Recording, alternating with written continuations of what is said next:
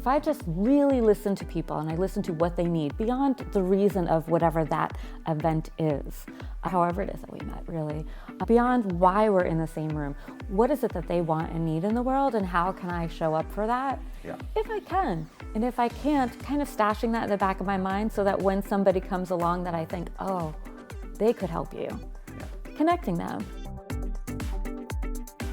Hey, this is Mike from Intro Stars, and today we're very excited to bring you a brand new episode of the Super Connectors podcast in New York City.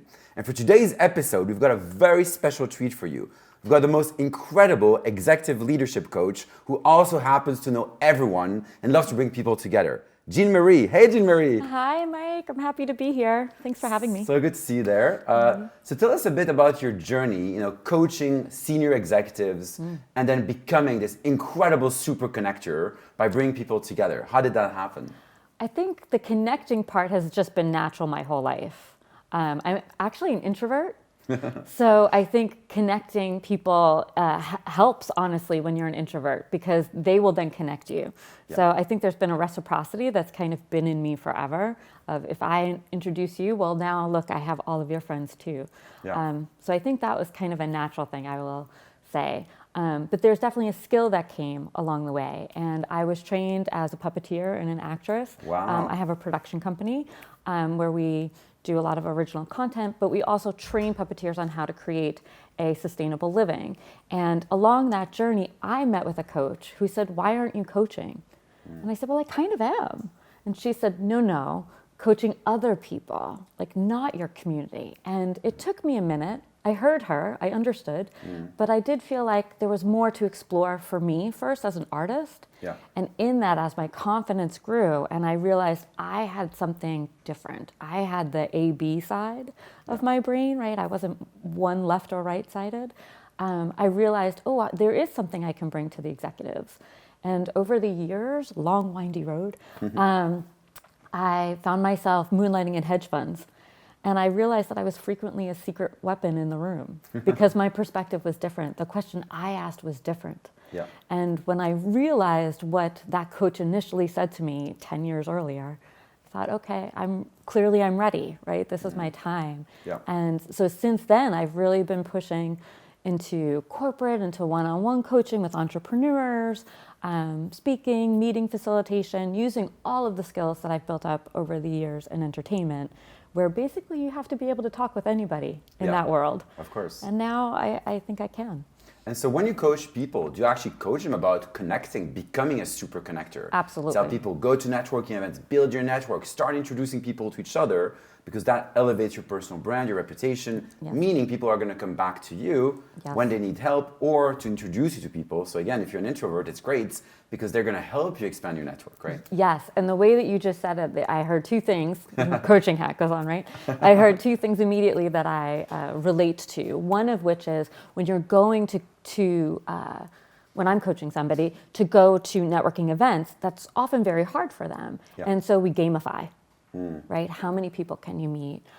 If you meet 3 people, can you get them to introduce you to 3 people, right? And that builds your confidence, right? And then there's a little sales skill in there, right? Where you're asking somebody to do something and believe in you. So I actually use networking when I'm coaching as a confidence building tool. And then from there, obviously, the connections don't stop, right? Once you start connecting, it's kind of like a drug, right? I love the fact you gamify the networking itself, that you have to speak to a number of people, but also gamify introductions. Like how many introductions can you make? Yes. And then you get a boost of adrenaline, you get dopamine every time you introduce people. Yes. And I love that. So it's incredible that you're actually sharing that with your clients. Always. To get them on that bandwagon, it becomes like a second nature. 100%. To connect people. 100%. And then the other part of that you just brought up that I really relate to as an introvert is the purpose, right? Why am I there? If I just really listen to people and I listen to what they need beyond the reason of whatever that event is, or however it is that we met, really, beyond why we're in the same room, what is it that they want and need in the world and how can I show up for that? Yeah. If I can. And if I can't, kind of stashing that in the back of my mind so that when somebody comes along that I think, oh, they could help you. Connecting them. And so just kind of being a good person is really as simple as that for me. When it comes to connecting, I I want to do the right thing for people. However, I will say, to be fair, there's the business aspect of that, right? Of course. So there's the transactional nature and kind of knowing when are we transacting and when are we just showing up as good humans, right? So for me, that's kind of the balance. Yeah, I mean, you've really pointed your finger at it, which is how do you actually monetize introductions where you spend a lot of your human capital building relationships and trust, and you truly want to help people. But on the other hand, you still have to pay your bills and your mortgage like everyone else. So how do you monetize that, but in a way that feels appropriate and feels congruent with your own values and your purpose? Yes, and I have a coffee limit, right? Like there's only so many virtual coffees I will have in a week. There's only so many people I will meet in coffee in life for coffee, because we know that that's a much longer commitment. Yeah. And that really does come down to, how do I want to monetize, right? If I'm having a virtual coffee with you, this might not be a monetizing moment. It might be. Yeah. But if I know that it's a monetizing moment, I will say, hi, I'd love to talk to you about XYZ. I would like to be wearing my consulting hat, right? Is that what you're looking for? And, just kind of suss it out. Because for me, I do know on the entertainment side of my life, most people who are inviting me to something are inviting my Rolodex. Yeah. And I 100% know that, right? On the other side of my life, when I'm wearing the coaching hat, that isn't as much the case. They're asking me to teach them how to monetize their Rolodex. Yeah. Right? So I think there is a balance. For sure. What about, how do you feel about referral programs where you actually get paid if you make a referral for someone else and that turns into a deal, or vice versa? If someone sends you a client and you close that client and you get revenue, do you typically pay referral commissions or introduction fees to that introducer? How do you feel about that business model where, again, you're helping people, you're being helped, but you reward introducers fairly? Yes, I think it depends on where I place that in my life. Yeah. So in my production business, we have referral fees. Like it's just built in, and I'm shameless about it, right? Why should I apologize for that? I've paid them to other people, so why shouldn't I be paid? We have an affiliate program, all of that. We're part of affiliate programs.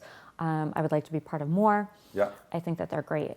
And my coaching side, I'm really kind of learning how to do that, right? I think that's part of how you and I met, was me showing up at an event like, okay, so what is this? How am I going to make that work? Yeah. I do see the ease of being part of a networking group, or when you refer somebody, you get an affiliate fee. That's lovely. Yeah. I don't think it's why you refer them. It's nice. It's nice to get the bonus for doing so. Of course. But in other places, I'm definitely kind of learning what that's going to look like going forward. So I'm definitely for it, but how? For me, I'm in the how stage. Absolutely. And I think that the purpose is so important. That anytime you make an introduction for someone else, the purpose is always to help those two people. It's not about the money at all. That's However, with the assumption that you would get fairly compensated if something came out of it. So the money is not the goal, but it is definitely expected if you create value for those people. Absolutely. Is a fair compensation. It's making it clear. So do you use any kind of tools to track introductions you make or receive, or some of the referral programs or affiliate programs you mentioned? Do you have a tool to track all of that? Yeah, yes. So in my affiliate programs, we're doing it through whatever software our company, so we're using Kajabi for one of my companies, so it's built in, right? Yeah. When I'm working with a variety of networking groups that I'm in, they have those resources built in. But in my coaching practice, as I say, like, I'm learning. So I'm really interested in having more conversations with you, frankly, about like, how is that going to work? What is that going to look like? Currently, I have a spreadsheet in HubSpot, right? Yeah. That's how I'm tracking everything. Like, that's my CRM, and I'm not tracking the finances of what happened when those two people met. Yeah. I mean, the idea is to make it easy, to have some kind of tool where anyone can just make and receive introductions. It's super clear, super transparent, tracked over time. So if anything ever comes out of it, even 6 months later, the introducer gets their fair compensation on the deal. And so, again, it's all about to make it easy, frictionless, seamless, and super transparent. So there's no surprises, and everyone's on the same page. And so, yeah, that's the revolution we're trying to usher in, the intro economy, where everyone's an introducer, everyone's helping each other for the right reason, and everyone's getting fairly compensated. Yeah, and the frictionless and the transparent, to me, are the most exciting parts of what you just said. Because Absolutely. to me, that's every transaction, Exactly. right? If you want to really be working in your integrity, and for me, within my value system, I want things to be as simple as possible and as transparent as possible and value aligned. Yeah, and that's obviously your personal brand and your reputation, which are so important Yes. when you're working with clients, especially at a very senior level. Yes. It's all about your personal brand and reputation, right? And so Yes. the better connector you are, the better introducer you are, Yes. the more that's going to elevate your brand and reputation to get more clients and help each other, right? Yes, I couldn't agree more. So tell us, what is dear to your heart this year? What are you working on right now, which is dear to your heart, and where can people follow you? Yeah, this year, what's very dear to my heart, I actually felt like emotion when you just said that, is doing more speaking. I would like to show up for more people at one time, so that's definitely where my heart is. And people can find me on LinkedIn. I think that's the best way to find me right now, and in part because I want to see who you are connected with, right? I want to be sharing. So LinkedIn, Jean Marie Keevins, is the best way. You can find me at jeanmariekeevins.com, and if you are at all a puppet enthusiast, you can find me at littleshadowproductions.com. Oh, so you still do the puppeteer as well? Yeah, I have a production company. So what's the name of your favorite puppet? Oh. Which one's your favorite child? My favorite, I have two. My favorite puppet on screen that's known is a puppet called Cody. She's really cute and spunky. Okay. And then within my company, we have one called, her name is Louisa May Kelly, but she's known as Liverwurst Girl, who is out to stop bullies one liverwurst sandwich at a time. Oh, wow. And she's really dear to my heart because she's nerdy and weird and wonderful. Nerdy, weird, and wonderful. Oh, I love that. So can't wait to look into it and see her in action. That's amazing. Thank you. Cool. Well, no, it's been an absolute pleasure. Jean Marie, so many pearls of wisdom. I love, the fact you're so purpose-driven, aligned, and inspiring your clients to become super connectors themselves and gamifying networking and introductions. Absolutely love that. So thanks again for spending time with us today, Jean Marie. Thanks for having me. Great. Good to see you. Thanks so much. You too. If you enjoyed today's conversation, you can also become a super connector yourself or join our community of super connectors on introstars.com.